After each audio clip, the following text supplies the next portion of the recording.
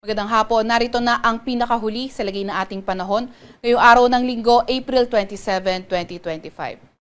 Narito nga yung ating latest satellite image at sa kasalukuyan, ang Intertropical Convergence Zone o ITCZ nakakaapekto sa Mindanao. Itong ITCZ yung salubungan ng hangin galing northern at southern hemisphere. Ito ring ITCZ, asahan natin na magdadala ng maulap na papawirin at mga kalat-kalat na pag-ulan, pagkidlat at pagkulog sa Mindanao, pati na rin sa may Palawan. Samantalang easterlies o yung mainit na hangin galing karagatang Pasipiko ang nakakaapekto sa Metro Manila at sa nalalabing bahagi ng ating bansa.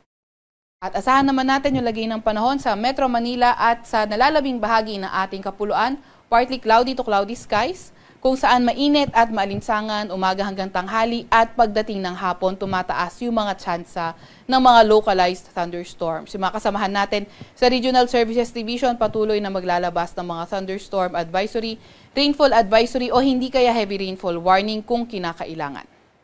Samantalang may minomonitor din tayong low pressure area, ito ay nasa labas na ating Philippine Area of Responsibility at kaninang alas 3 nga ng hapon, huli itong namataan sa layong 635 kilometers southeast ng Davao City. Itong low pressure area na ito ay nakapaloob sa Intertropical Convergence Zone. Etong low pressure area na ito, although nasa labas siya ngayon ng ating Philippine Area of Responsibility, posible itong pumasok ng ating PAR sa mga susunod na araw at makaapekto sa ilang bahagi ng Mindanao. Kaya patuloy pa rin tayo mag-antabay sa mga ilalabas na update ng Pag-asa.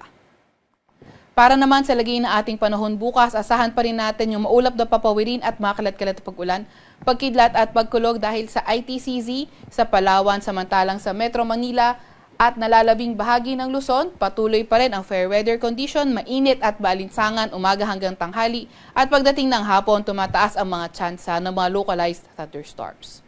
Agwat ang temperatura bukas sa Metro Manila ay 24 to 35 degrees Celsius.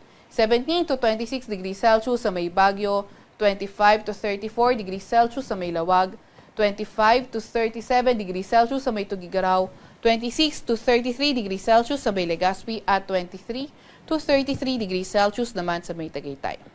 Agwat ang temperatura bukas sa Puerto Princesa at Calayan Islands ay 26 to 32 degrees Celsius. Para naman sa lagay ng panahon bukas sa Visayas at Mindanao, asahan natin sa Mindanao area ay patuloy pa nga rin ang epekto ng ITCZ, kaya asahan pa rin natin ang maulap na papawirin, mga kalat-kalat na pag-ulan, pagkilat at pagkulog sa Mindanao. Samantalang sa Visayas, patuloy pa rin ang partly cloudy to cloudy skies condition at may mga tsansa ng mga localized thunderstorms. Agwat ang temperatura bukas sa may Zamboanga at Tacloban ay 26 to 32 degrees Celsius. Sa Cebu ay 27 to 33 degrees Celsius, sa Iloilo ay 24 to 33 degrees Celsius, 25 to 33 degrees Celsius sa may Cagayan de Oro at 25 to 31 degrees Celsius naman sa may Davao. Para sa lagay na ating karagatan, wala pa rin tayong nakataas na gale warning sa kahit anong dagat baybayin ng ating bansa. Para naman sa 3-day weather outlook ng mga pangunahing syudad natin sa Luzon, asahan natin sa Legazpi, Tuesday until Wednesday, magpapatuloy ang partly cloudy to cloudy skies condition at may mga tsansa ng localized thunderstorms. Pero pagdating ng Thursday, posible nang maging maulan sa Legazpi at ilang bahagi ng Bicol Region. Samantalang sa Metro Manila at sa may Baguio, Tuesday until Thursday, posible magpapatuloy pa rin ang partly cloudy to cloudy skies condition at may mga tsansa ng mga localized thunderstorms. Agwat ang temperatura sa Metro Manila ay 25 to 35 degrees Celsius, 17 to 26 degrees Celsius sa may Baguio City at 26 to 33 degrees Celsius naman sa may Legazpi City. Para naman sa mga pangunahing syudad sa Visayas, sa Metro Cebu, Iloilo City at Tacloban City, Tuesday until Wednesday, posible pa nga rin ang fair weather conditions kung saan may mga tsansa ng mga thunderstorms, lalo na tuwing hapon at gabi.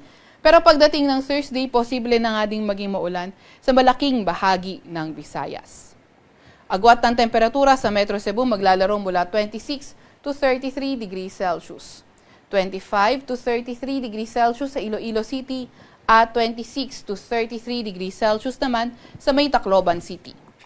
Para naman sa mga pangunahing syudad sa Mindanao area, sa may Metro Davao at Zamboanga City, Tuesday until Thursday, posibleng maging maulan, kung saan sa may Cagayan de Oro City, Tuesday, posibleng gumanda ang panahon at pagdating ng Wednesday at Thursday, posibleng maging maulan. So, ang inaasahan nga nating cause ng mga pag-ulan sa malaking bahagi ng Mindanao sa mga susunod na araw ay epekto ng low pressure area na nakapaloob sa Intertropical Convergence Zone.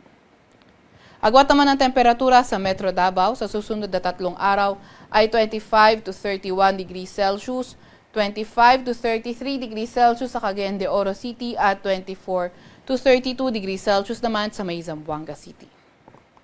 Sa Kalakhang, Maynila, ang araw ay lulubog ng 6:12 ng gabi at sisikat bukas ng 5:35 ng umaga. Huwag magpapahuli sa update ng Pag-asa ay follow at ilike ka aming X at Facebook account DOST_Pag-asa. Mag-subscribe sa aming YouTube channel DOST-Pag-asa Weather Report at para sa mas detalyadong impormasyon, bisitahin na aming website pag-asa.dost.gov.ph. At yan nga muna ang pinakahuli sa lagay na ating panahon mula sa Weather Forecasting Center ng Pag-asa, Veronica C. Torres, nag-uulat.